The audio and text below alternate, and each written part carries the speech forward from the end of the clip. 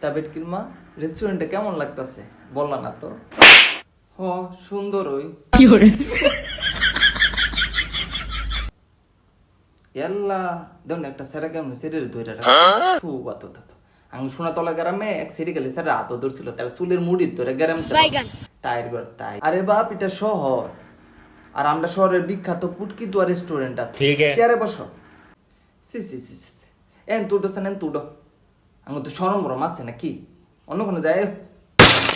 এই শহরের মানুষ গ্রাম থেকে একটু আলাদাই হয় স্যার আপনাদের পুটকি দুয়া রেস্টুরেন্টে স্বাগতম আপনাদের কোনো সাহায্য করতে পারি ধন্যবাদ ভাইয়া বেশি কিছু না দুটা বার্গার নিয়ে এসো